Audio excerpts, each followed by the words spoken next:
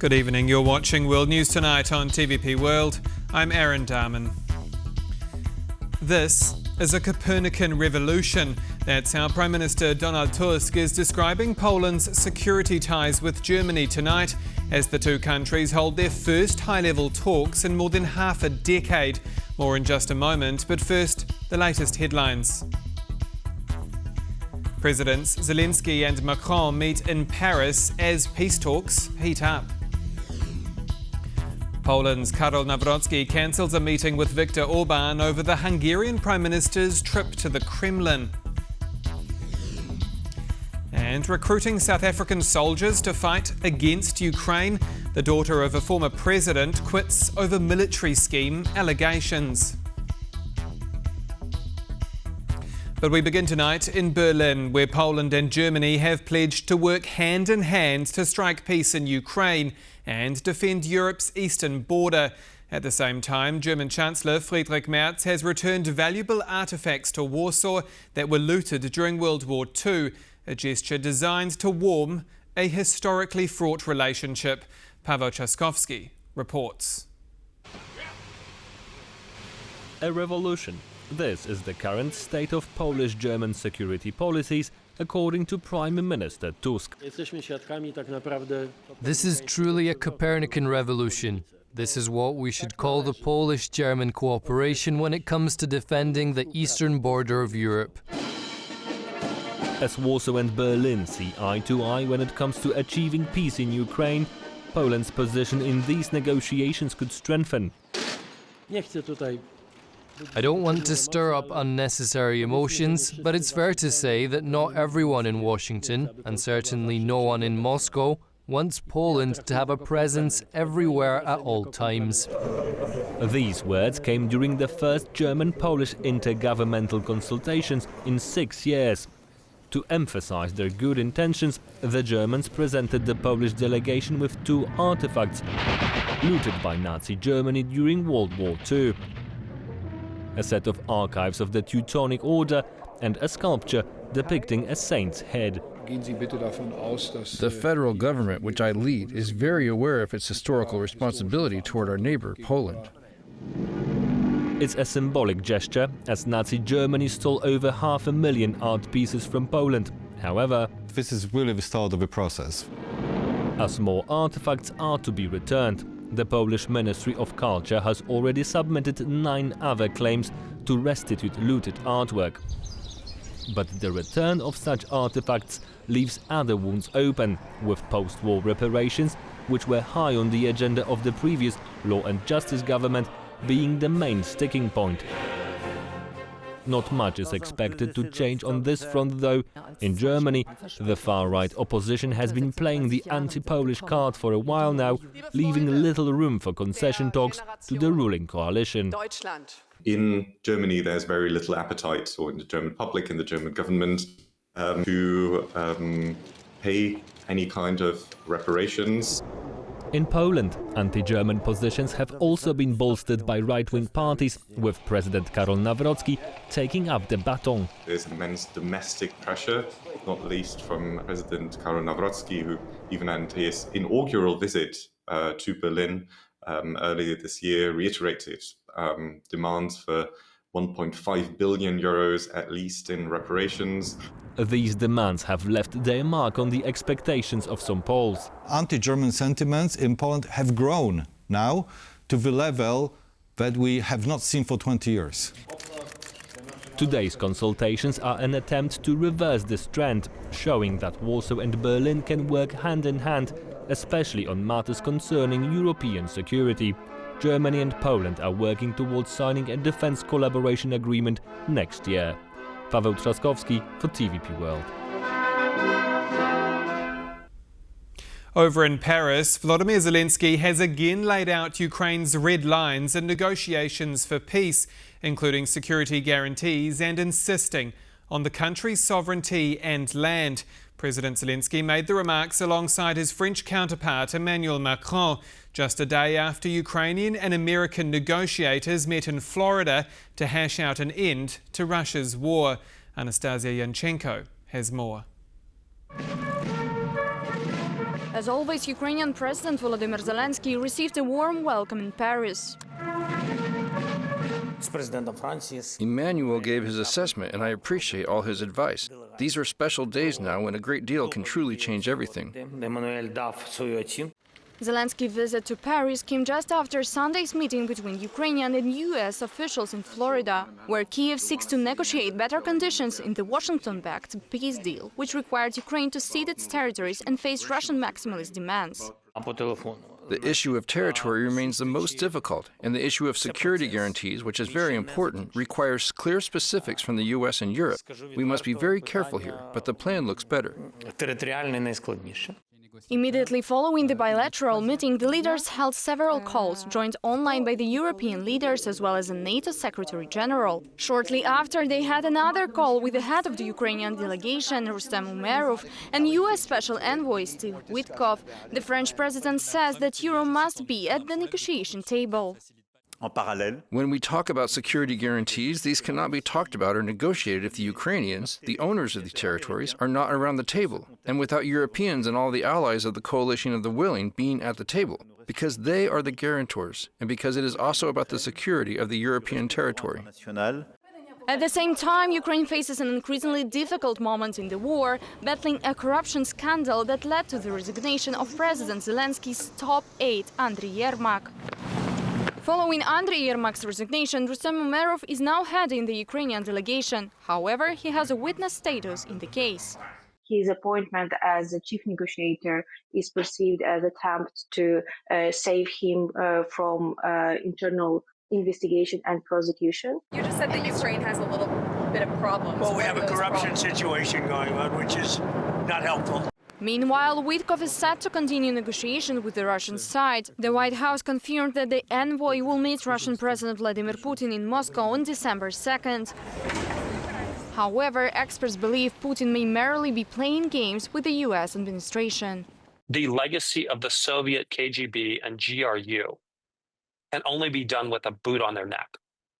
They're maximalistic, they're untrustworthy, they can't be counted on. But despite the intensified diplomatic push from US and European leaders to end the nearly 4-year war, Russia has not stopped killing civilians. Instead, it's stepping up its attacks on Ukraine, launching hundreds of drones and missiles. Anastasia Yanchenko, TVP World. Heading east, and Lithuania's Vilnius airport has now been forced to close its airspace almost a dozen times since the start of October. The aviation saga comes as smuggling balloons repeatedly cross the border from Russia-ally Belarus, with officials calling the incursions a form of hybrid attack. So why is Lithuania's capital bearing the brunt? Randy Potts investigates. Over the weekend, Lithuania's Vilnius airport temporarily halted operations due to suspected balloons in its airspace. The Baltic country says these balloons, once flown primarily by smugglers, now show clear signs that they are being specifically sent to the airport by state actors from across the Belarusian border. And while balloon sightings near border checkpoints have declined, resulting in Lithuania reopening physical borders to trade, sightings have increased at Vilnius airport itself, causing it to close 10 times in just the last 2 months. Airports all across Europe have repeatedly been thrown into chaos in recent months by drone sightings and incursions, including in Copenhagen, Munich, and Brussels. But why has Lithuania seen more airport shutdowns than anywhere else? Vilnius, most likely we have been chosen for this kind of hybrid attack due to our geographical location. I mean, and the proximity to Vilnius to border with Belarus. It's 30 kilometers. If you look at any other geographical location in Europe, there's nothing like that that could be so easily approached and threatened. Okay. So Vilnius is, by default, has been chosen as the kind of testing ground for these kind of actions. Countering these new hybrid threats, even just balloons, can prove very expensive, especially for smaller countries like Lithuania. In general, solutions change as threats change. And when we're talking, for example, about radars, most systems are very large, very bespoke, and very, very expensive, costing you $500,000 minimum, and more realistically, a couple of million. Drone technology throughout Europe is increasing rapidly, but distribution is proving to be a problem. Even if new defensive drones produced in, for instance, Romania might be an excellent resource for Lithuania, arms industry profits may be interfering with NATO readiness. And I've been on many NATO briefings, and I could see that countries are very protective. The case of drones, why we are not sharing information about drones? Well, I will give you the answer. Because Polish companies would like to benefit in producing such drones against, for example, Romanian drones. Romanians have a lot of experience with drones from Russia, both in Ukraine. But still, why would they give that information to Poland? Yes, we are allies, but we are also economic competitors. Right. The NATO-backed European Center of Excellence for Countering Hybrid Threats in Helsinki says it is currently considering new policies to counter these threats. For TVP World, Randy Potts. Polish President Karol Nawrocki is hitting the road this week, heading to Budapest for the Visegrad Group summit made up of Poland, Hungary, Slovakia and the Czech Republic.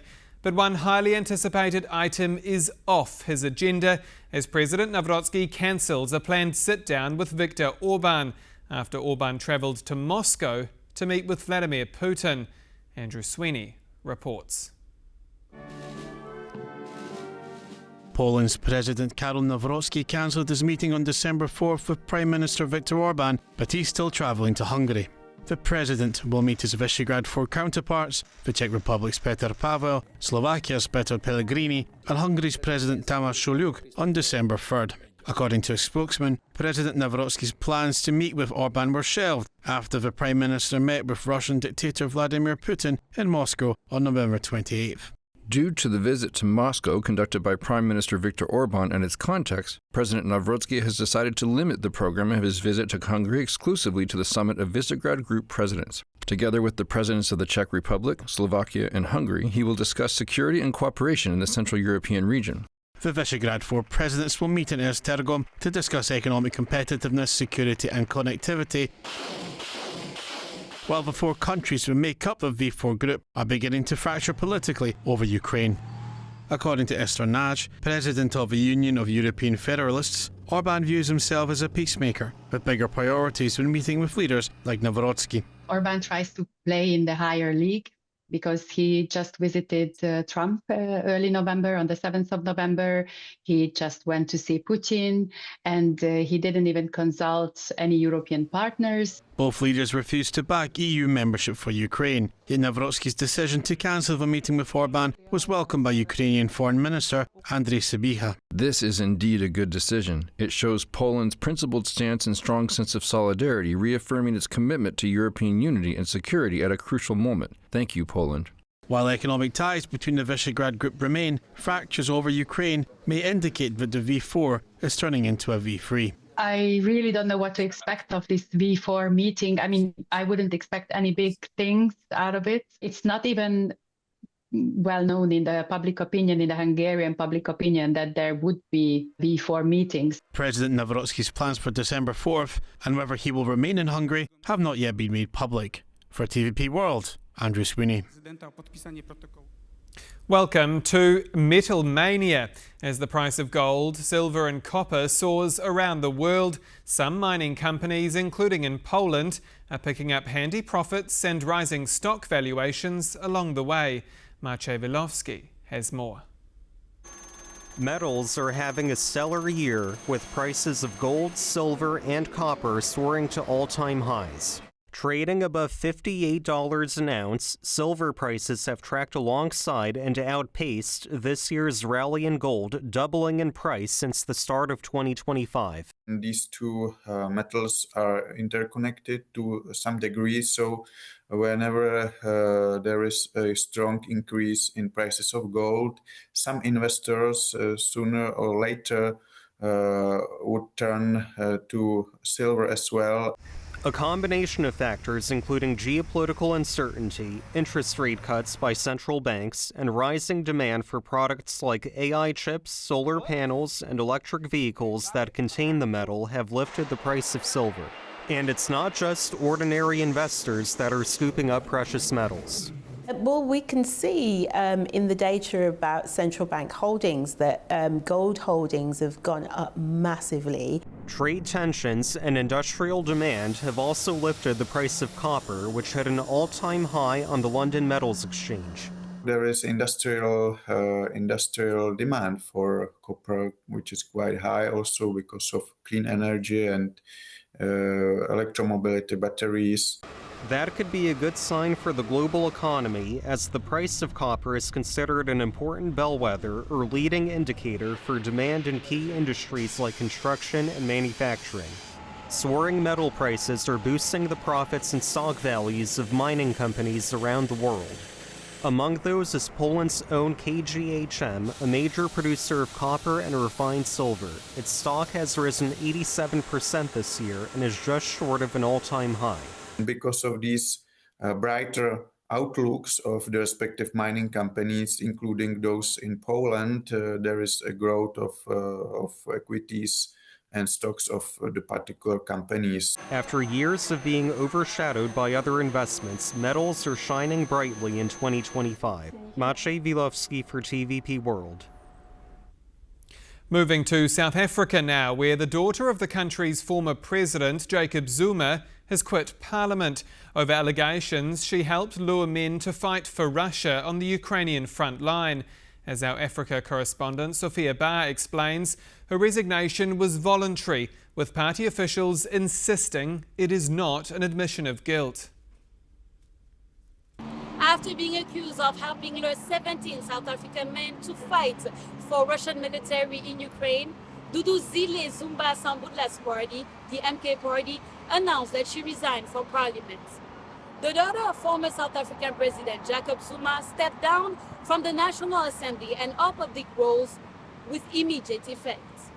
South Africa's government said earlier this month that 17 citizens were stranded in Donbas Oblast after being tricked into fighting for Russian mercenary units, and that authorities were working to repatriate them.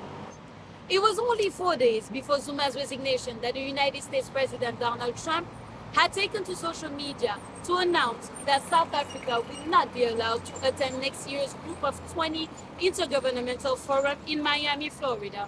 A few days ago, President Donald Trump made a statement to the effect that South Africa would not be invited to participate in the G20 in the United States. He repeated untrue statements about genocide against Afrikaners and the confiscation of land from white people in our country. Interestingly, according to U.S. media reports, Washington is considering inviting Poland to the G20 summit. Poland's president maintains warm relations with Donald Trump, while the Polish finance minister has publicly stated that after 35 consecutive years of economic growth and ranking as the world's 20th largest economy, Poland is ready to justify its aspiration for G20 membership. Sophia Ba, Dakar, Senegal, TVP World. From Netflix to the seaside city of Gdansk. That's the hope of Poland's Prime Minister Donald Tusk, who's issued a social media invitation to the cast of hit sci-fi show Stranger Things. Aisha Abachi has more. Poland may soon see a few unexpected visitors from the upside down. Prime Minister Donald Tusk has officially invited the stars of the Netflix hit Stranger Things to come over after the actors spoke glowingly about the country. I was in Gdansk. I was only there for a little bit. It was a really beautiful place. Cobblestone streets, very, very idyllic. People were really nice. And that was all that Prime Minister Tusk needed. A Gdansk local himself, he seized the moment. Take a look at what the stars of Stranger Things have to say about Poland. Yes, Gdańsk is truly beautiful. I can confirm that. I know something about it. But wherever you look in Poland, it's stunning, and the whole world can see that. And even added a little Stranger Things flair.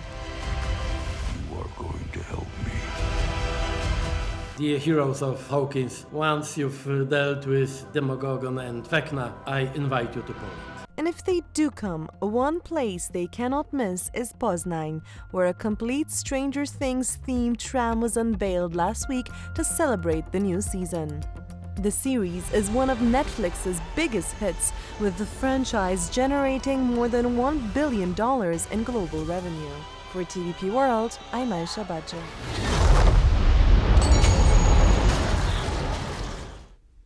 We return now to our top stories: the handover of Nazi-looted artefacts to Poland and the ongoing battle for peace in Ukraine. And joining me for more is Roland Freudenstein, co-founder at the Brussels Freedom Hub. Good evening to you, Roland. Good evening. Great that I could be with you. Roland, I want to start with Prime Minister Donald Tusk, who says the security ties between Warsaw and Berlin, including on Ukraine, including on Europe's eastern flank, are going through a Copernican revolution. Is he right?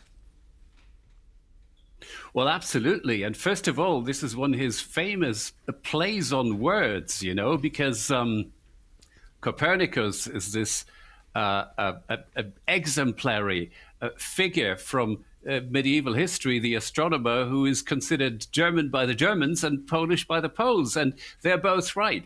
So, to make European security and helping Ukraine defend itself a common cause that both belongs to the Poles and the Germans, I think is a stroke of genius.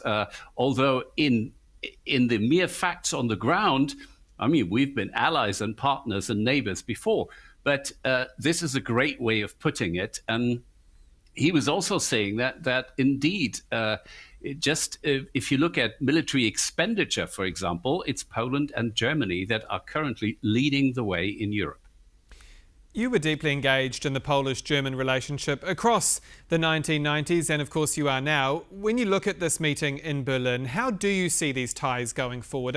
We've heard potentially of a defence cooperation agreement of some sort being signed next year, or at least earmarked. What does the future of this relationship look like? It would be easy to say Germany and Poland look forward to a great future, which I think is true, but it's also true that then you would be a politician, Roland. Yes, exactly. Okay, Aaron, therefore I'll make it a little bit more complicated.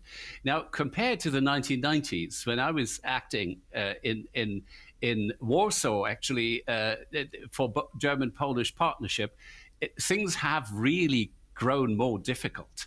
And there are bilateral issues, from reparations to border controls to different ideas about climate change, different ideas about the Mercosur agreement. So many things that Germany and Poland actually do not agree on. But honestly, life would be boring if we agreed on everything.